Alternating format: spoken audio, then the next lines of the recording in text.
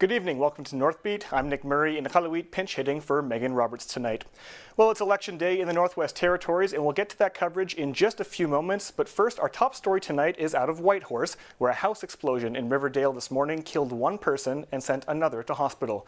The cause of the blast has not yet been confirmed. CBC's Jackie Hong has the latest. A shocking scene in Whitehorse's Riverdale neighborhood this morning. A house on Bates Crescent exploded. Now, neighbors tell me they woke up around 5:30. Some of them heard a loud bang. Some of them just felt their houses shaking. And they heard their windows being blown in and their doors being blasted open. They say this house behind me completely exploded. Right now, there's nothing there. There's no foundation. There's no walls. Just a pile of wood and what looks like insulation. We spoke to the deputy fire chief earlier this morning, who confirmed that a neighbor died in the blast. He also confirmed that one person was at home during the explosion. That person was transported to hospital with injuries, though the extent of his injuries are unclear at this point. Now, the damage extends far beyond just the home that exploded. Neighbors say their windows, their doors no longer shut. We spoke to one neighbor who lives directly across from the scene. Take a look. We were sleeping. It was early in the morning. We woke up to what felt like an earthquake. And everything in our bedroom had fallen over, the dresser, the paintings on the wall. We checked on each other, my wife and I, made sure we were okay. We were the only two humans in the house. Once we found out that we were okay, we got out of bed, we got the flashlights, we looked out the windows, and across the street, just rubble, like the remains of a house, a bunch of wood and insulation, siding, doors. It looks like the dump across the street. Completely gone. Now, the deputy fire chief said he wouldn't speculate on the cause of the explosion and said crews would likely be on scene for several days investigating. We saw some firefighters earlier going through the debris behind me. There's also crews from ATCO Electric working on a power line that was immediately adjacent to the house that exploded. Jackie Hong, CBC News, Whitehorse.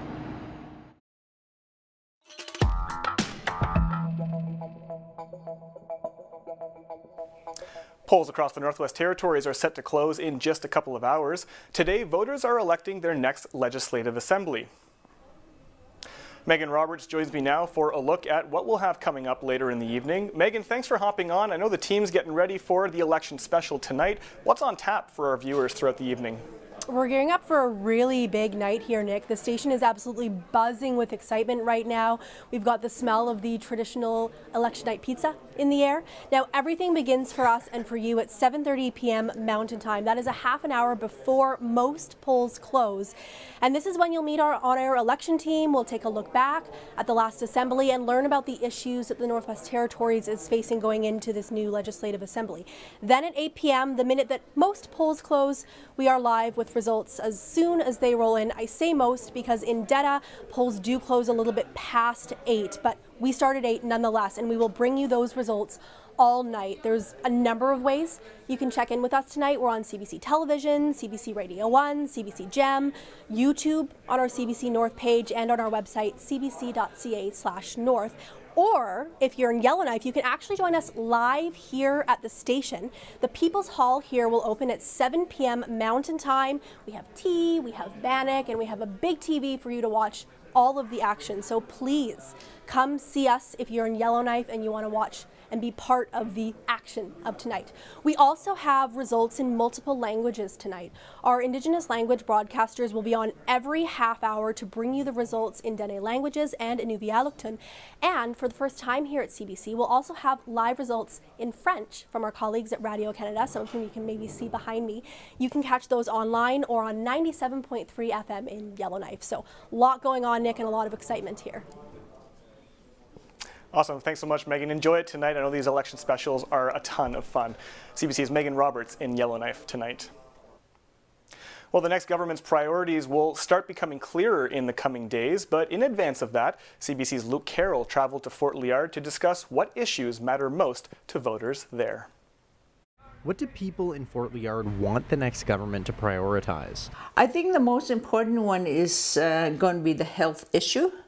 I think my concern concern is there's no treatment centers for in the Northwest Territories. Housing and the booze and drugs are taking over the town. Fort Liard is a community of about 500. It's one of 6 communities part of the district of Nahende, and it's one of 2 that's accessible by road year-round.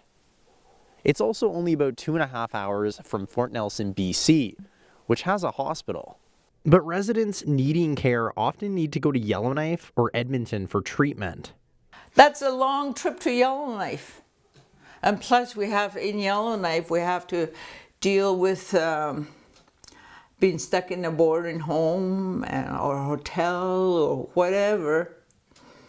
I'd rather go to Fort Nelson on my own. Fort Liard residents used to be able to go to the Fort Nelson Hospital, but that changed with COVID-19 when borders closed, and it hasn't changed back. But Batali Reid is hopeful with the upcoming election, the next Nahende candidate can make it happen again. Luke Carroll, CBC News, Fort Liard. Well, healthcare, education, and housing, election after election, those issues tend to surface, but they don't always stay in focus once MLAs start sitting. CBC's Natalie Pressman now brings us this look back at some of the key moments from past assemblies. But whether you're Aboriginal or non-Aboriginal, the issues are still the same. It's education, it's jobs, it's housing, it's the economy, it's whether we can balance a budget. Where it was a discussion over business versus education. His big challenge is a deficit that's expected to get bigger and rising costs for social programs. Does all this sound a little familiar this election season?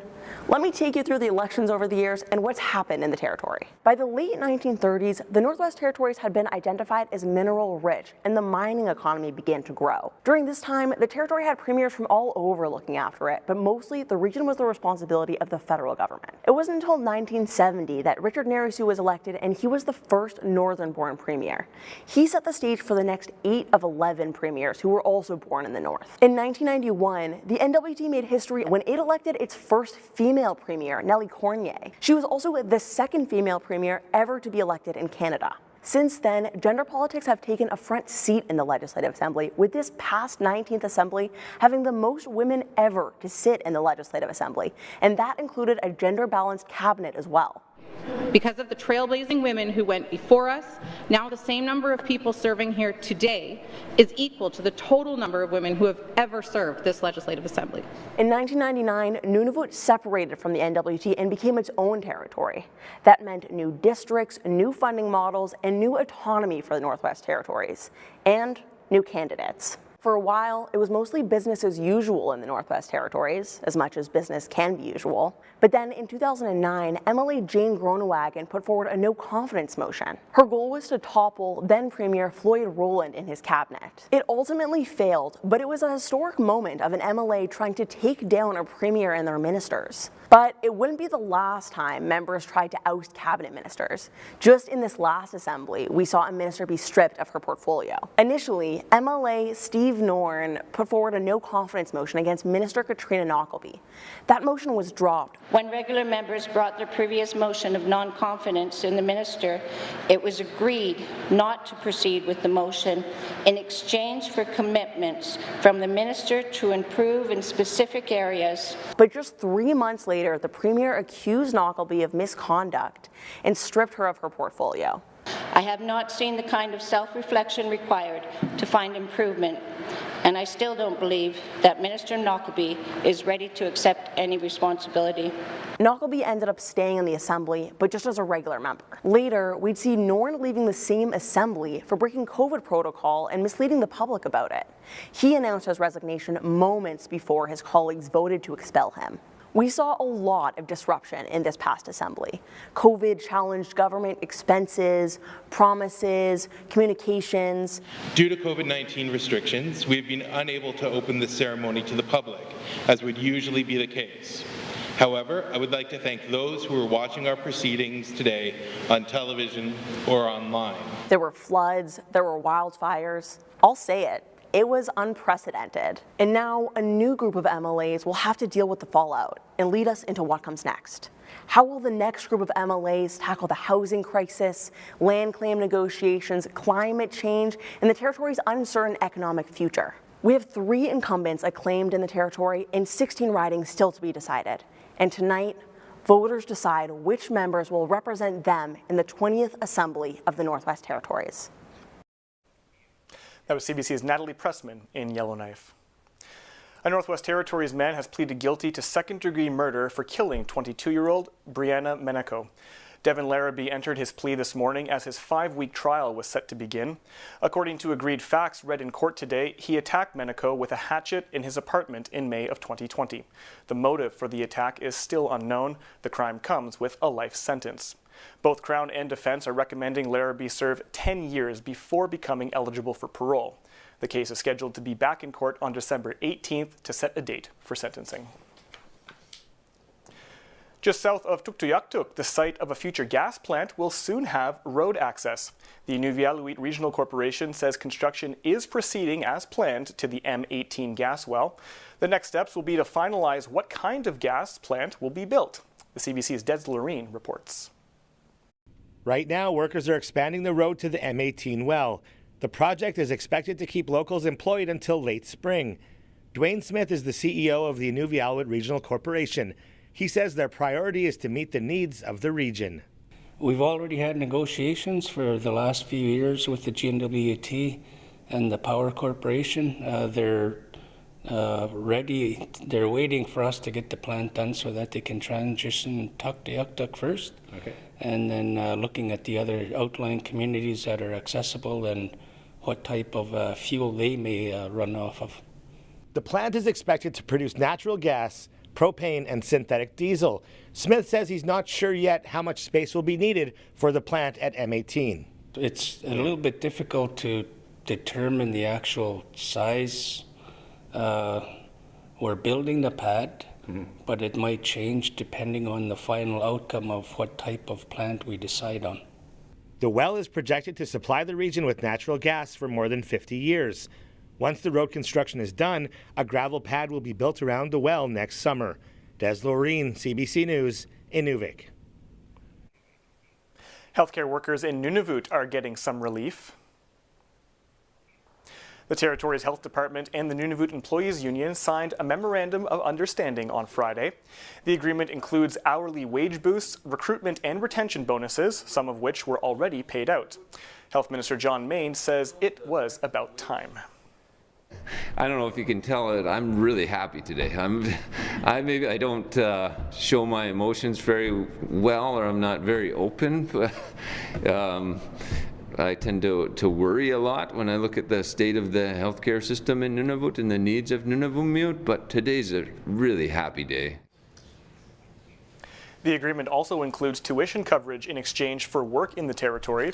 Union President Jason Rochon says he's optimistic about the agreement and says things needed to change urgently because of staff shortages and health center closures across the territory.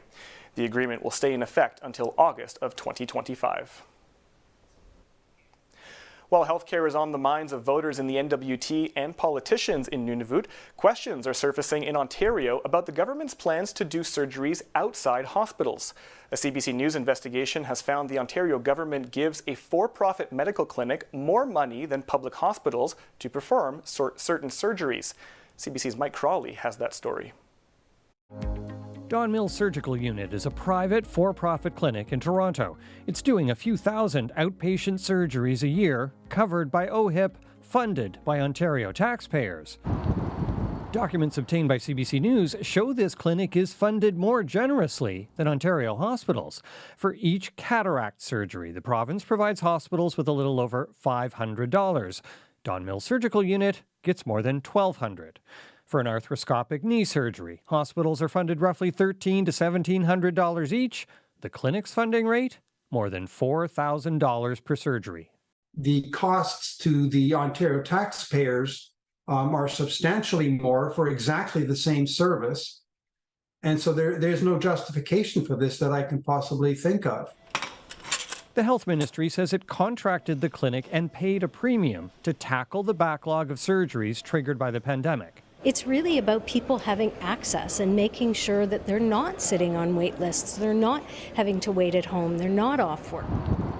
Don Mills Surgical Unit is part of ClearPoint Health, the largest chain of private surgical clinics in Canada. ClearPoint's newest lobbyist in Ontario, the former health minister, Christine Elliott. Her official lobbying goal, registered with the province, getting the government to increase base funding to the company. During Elliott's time as minister, provincial spending on surgeries at Don Mills increased sharply. It was running at $1.3 million per year, then quadrupled. The main rationale that the government has used to argue for greater for-profit delivery simply doesn't pass the sniff test. ClearPoint Health declined CBC's request for an interview. In a statement, a company official said Don Mills Surgical operates within funding levels assigned by the province to reduce wait times. If there are shareholders in this that are not part of the healthcare delivery team, that is clearly taking money out of the system. The Ford government plans to expand the number and type of surgeries done outside hospitals, including hip and knee replacements, as early as next year. How much of that will go to for-profit clinics and how much they'd be paid remains to be seen. Mike Crawley, CBC News, Toronto. I'm Kathleen Goldhar, host of a new podcast, Crime Story. Every week, we bring you a different crime, told by the storyteller who knows it best. All the ins and outs. It was a story of murder, of exploitation of a schoolgirl. You got one witness who can't be found. You got another witness who has changed his entire story. I remember just this feeling of complete disbelief. Crime Story, available now on CBC Listen or wherever you get your podcasts. You are constantly on the move, and so are we, making sense of the moments that matter together. Looks like things are maybe winding down. Asking what, why, when. To the center of the biggest stories, meeting the people living them. Thank you for letting us be here. What's your situation? Making sense of our world. How are we going to be part of this solution? With you and for you. Connectedness, groundedness. I'm Adrienne Arsenault. This is The National. Canadians of generations have been miseducated. But we don't talk about that. We are here. We have been here. These stories are us.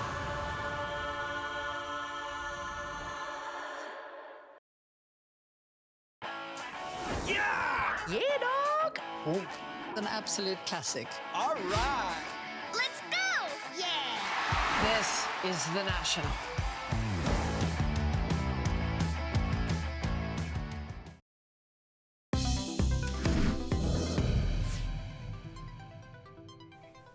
Welcome back. People in Iqaluit celebrated Remembrance Day on Saturday in Nunavut's capital. It was standing room only in Iqaluit's Cadet Hall for the ceremony. Among the dignitaries in attendance were Nunavut Commissioner Eva Ariak, MP Lori Idlaut, and Senator Dennis Patterson. Iqaluit Legion President John Graham was the master of ceremonies. Very impressed with the turnout here. I don't think there was an empty seat here in the Cadet Hall. Very special day, obviously, for the Royal Canadian Legion, and I think our service, we did our veterans proud. Graham made special note to thank the students of Jomie School who made paper poppy wreaths for the ceremony. Athletes from across Nunavut were in Iqaluit over the weekend trying to land a spot on their Arctic Winter Games team. Nunavut's under-18 hockey team is looking to defend its first ever gold medal at the Games after winning last February in Fort McMurray. Nunavut also hosted its women's hockey selection camp. 42 of the territory's top female players were out, vying for a spot on the team. Iqaluit also played host to the territory's badminton camp, and next weekend the U17 soccer hopefuls will be in Iqaluit while the U15 soccer tryouts are in Rankin Inlet. This year's Arctic Winter Games are in Matsu Valley, Alaska in March. High school students in a Manitoba First Nation just want some breathing room. The school has mold issues, overcrowded classrooms, and more students than ever. But as Aaron Brahman reports, a new student council is bringing hope to the community. Dana McDougall was just voted in as Chief of Student Council. He's got a big job ahead of him. I saw a ton of problems here before I became chief, and I want to make it more respectful. There are about 1,200 students between the high school and elementary school.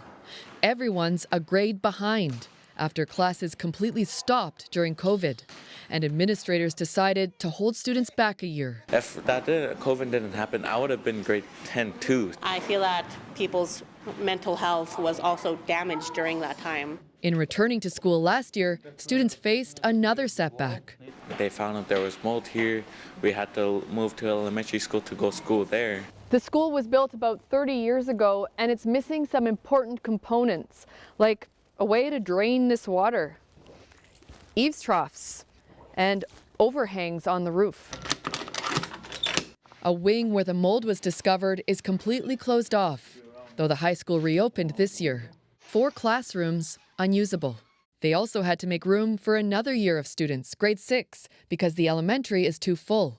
We do the best we can with the number of classrooms that we have in a building. We just don't have enough space for the number of students that we have. The cafeteria was converted into a classroom. Some classrooms are doubling up. So you're teaching both classes in one room? Yeah.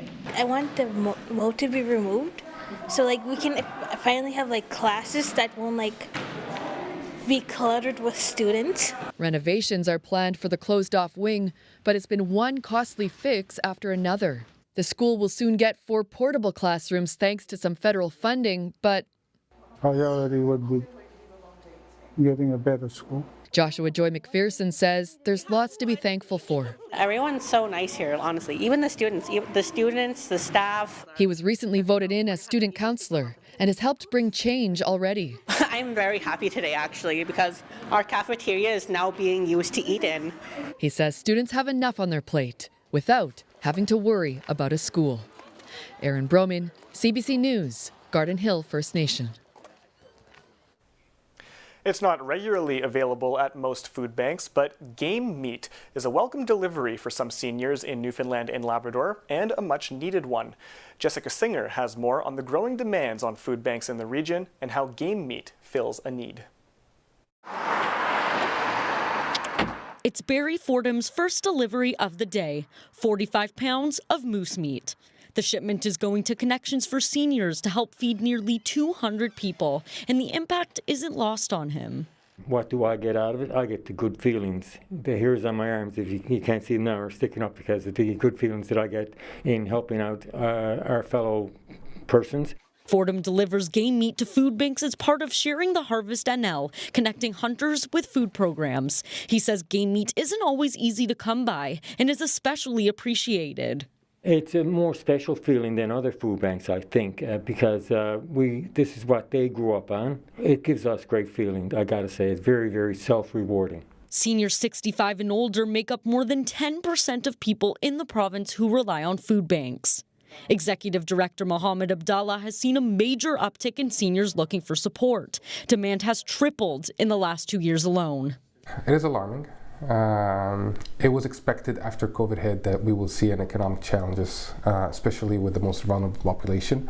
Seniors are on a limited income and they don't have a choice. Once they turn 65, there's not much they can do. Barry Fordham's mother, Trafina, gets teary-eyed watching her son deliver the meat, what will soon be a warm meal for seniors like herself. It's an extra support many rely on as the cost of living increases. Oh my gosh, every time I go to a supermarket, it's up, you know. It's really gone mad. It really is too much for us, you know, because you can only do so much. Jessica Singer, CBC News, St. John's. Whitehorse celebrated Diwali this past weekend, along with many across the country.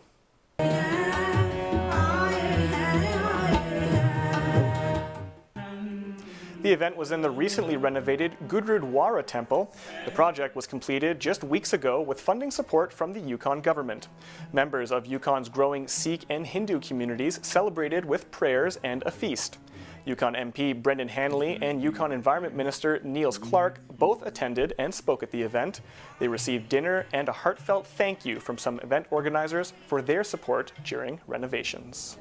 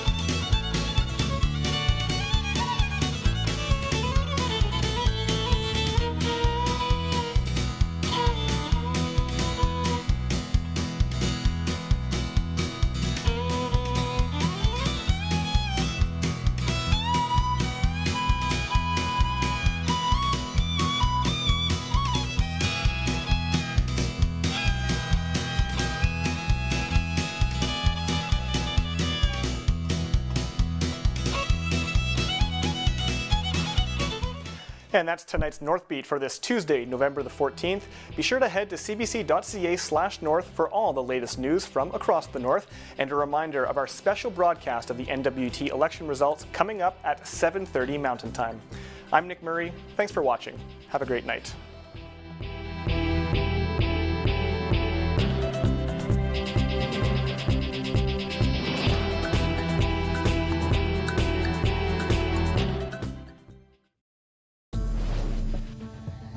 You're not a millennial. Yeah, well, Dr. Dre's not a doctor. I feel like such an imposter. You need money to survive. He had something to hide. Try typing with your thumbs. What do you call it? It's called a BlackBerry. We call them crackberries. There's a serial killer on the loose. 2 attacks in a week. Go on. Everybody's got something to hide.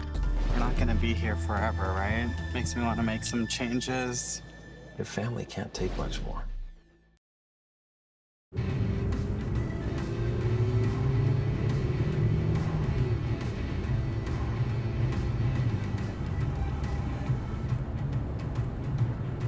Think you're a better driver when you're high? Think again. No alcohol, no drugs, no victims. A message from Mad Canada. What Canadian animal is bigger than a school bus? Eats tiny critters but doesn't have any teeth. Likes to swim in cold ocean waters in the summer. And feeds milk to its baby calf. If you guessed the right whale, you're correct. These giant whales live in busy parts of the ocean, so people need to be careful when driving boats near them. To learn more about the North Atlantic right whale, visit our website at hww.ca.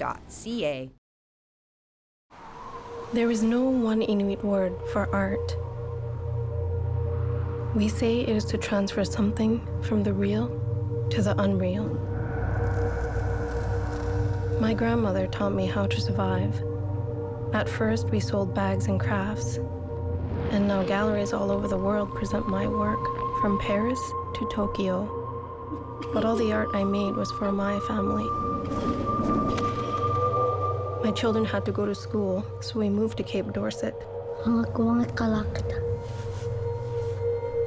This was the start of a new way of life for us. I am an owl, and I am a happy owl. I am the light of happiness, and I am a dancing, happy owl. As a founder of Cape Dorset's famed printmaking co-op, Kanuyuwak Ashevak introduced Inuit art to the world. I understand that you're struggling emotionally. Sure you want to do this? I mean, it's research, right? You need to stop asking me for things I can't give you. You've done it my whole life. Get the news you need without restrictions. Download the free CBC News app